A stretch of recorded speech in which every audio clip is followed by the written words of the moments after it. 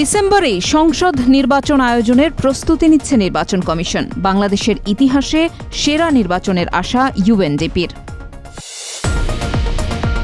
বইমেলার স্টলে হট্টগোলের ঘটনায় তদন্ত কমিটি, জড়িতদের আইনের আওতায় আনার নির্দেশ প্রধান উপদেষ্টার। দুর্নীতির ধারণার সূচকে ২ ধাপ অবনতি বাংলাদেশের, সর্বনিম্ন স্কোর পাওয়া দেশগুলোর মধ্যে অবস্থান ১৪তম। নিয়োগের দাবিতে আজও শাহবাগে প্রাথমিক শিক্ষকদের অবস্থান, টেক্সটাইল ইঞ্জিনিয়ারিং কলেজ বন্ধের প্রতিবাদে মহাসড়কে শিক্ষার্থীরা। জিম্মি মুক্তি না দিলে গাজা যুদ্ধবিরতি চুক্তি বাতিলের হুমকি দিলেন ট্রাম্প। ইসরায়েলের বিরুদ্ধে শর্ত লঙ্ঘনের অভিযোগ হামাসের। স্বাগতম টিভিএস নিউজ অব দ্য ডেতে। এতক্ষণ শুনছিলেন শিরোনাম, এবারে বিস্তারিত। আগামী ডিসেম্বরে জাতীয় সংসদ নির্বাচন আয়োজনের লক্ষ্যে প্রস্তুতি নিচ্ছে নির্বাচন কমিশন ইসি। ১১ ফেব্রুয়ারি ইউএনডিপি সহ উন্নয়ন সহযোগী ১৮টি দেশের রাষ্ট্রদূত ও প্রতিনিধির সঙ্গে বৈঠক শেষে এই তথ্য জানান নির্বাচন কমিশনার আবুল ফজল মোহাম্মদ সানাউল্লাহ। তিনি আরও বলেন, এই মুহূর্তে অন্য কোনো পর্যায়ে নির্বাচনের প্রস্তুতি নিচ্ছে না ইসি। তবে সরকার চাইলে জাতীয় নির্বাচনের আগে স্থানীয় সরকার নির্বাচন আয়োজন করা হবে। সাংবাদিকদের প্রশ্নের জবাবে এই নির্বাচন কমিশনার বলেন, দুটো নির্বাচন একসঙ্গে করতে গেলে কেমন সময় লাগতে পারে সে বিষয়েও আলোচনা হয়েছে। বাংলাদেশে ইউএনডিপির আবাসিক প্রতিনিধি স্টেফান লিলার বলেন, বাংলাদেশের ইতিহাসে সেরা নির্বাচন হতে চলেছে। ২০২৪ সালের ডিসেম্বরে নির্বাচন সংক্রান্ত সহায়তা চেয়েছে বাংলাদেশ। এর পরিপ্রেক্ষিতে জানুয়ারিতে বাংলাদেশ সফর করে ইউএনডিপির প্রতিনিধি দল। তসলিমা নাসরিনের বই রাখা নিয়ে অমর একুশে বইমেলায় সব্যসাচী স্টলে বাক বিতণ্ডা ও হট্টগোলের ঘটনায় তদন্ত কমিটি গঠন করা হয়েছে। ৩ কর্মদিবসের মধ্যে প্রতিবেদন জমা দিতে বলা হয়েছে কমিটিকে। ১১ ফেব্রুয়ারি বাংলা একাডেমির সচিব ও বইমেলার টাস্ক ফোর্স কমিটির প্রধান সেলিম রেজা এই কথা জানান। তিনি বলেন, ৩ সদস্যের তদন্ত কমিটির প্রধান হিসেবে দায়িত্ব পালন করবেন বাংলা একাডেমির পরিচালক মোহাম্মদ হারুন রশিদ। ১০ ফেব্রুয়ারি সন্ধ্যায় বইমেলার সোহরাওয়ার্দী উদ্যান অংশে সব্যসাচী স্টলে হট্টগোলের ঘটনা ঘটে। পরে ওই স্টল বন্ধ করে দেয় পুলিশ।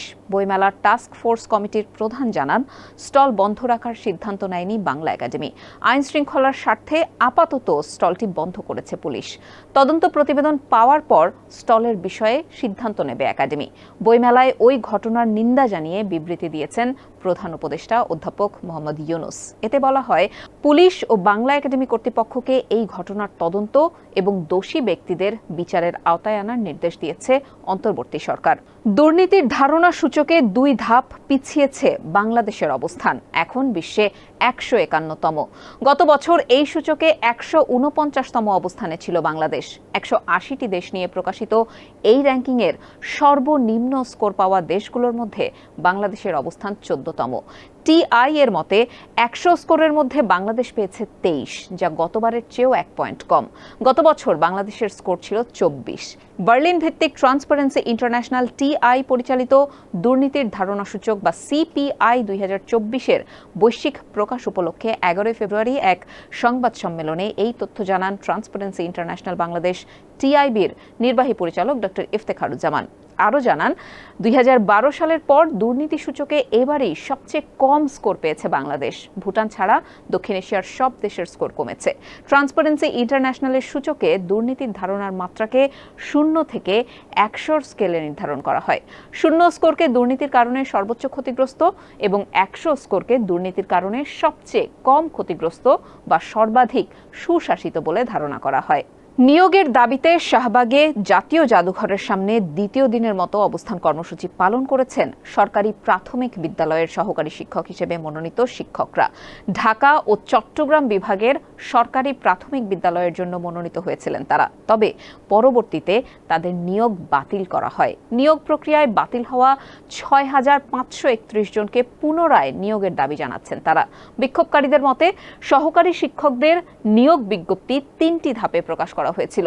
প্রথম এবং দ্বিতীয় ধাপের নিয়োগ প্রক্রিয়া শেষ হলেও তৃতীয় ধাপের নিয়োগে জটিলতা দেখা দিয়েছে। এর আগে 10 ফেব্রুয়ারি সকালে শাহবাগের সড়ক অবরোধ দাবি আদায় না হওয়া পর্যন্ত আন্দোলনের ঘোষণা দিয়েছিলেন শিক্ষকরা।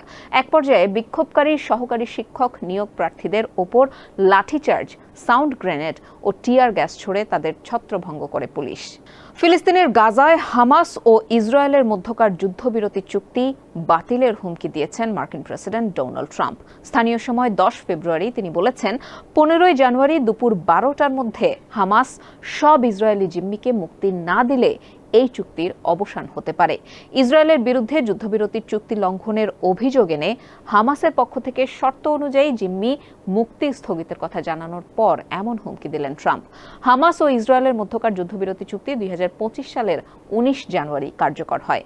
এর মধ্য দিয়ে গাজা উপত্যকায় টানা 15 মাসের ইসরায়েলি হামলার লাগাম টানা হয়। শর্ত মেনে এরই মধ্যে 5 দফায় জিম্মি ও বন্দি বিনিময় করেছে হামাস ও ইসরায়েল।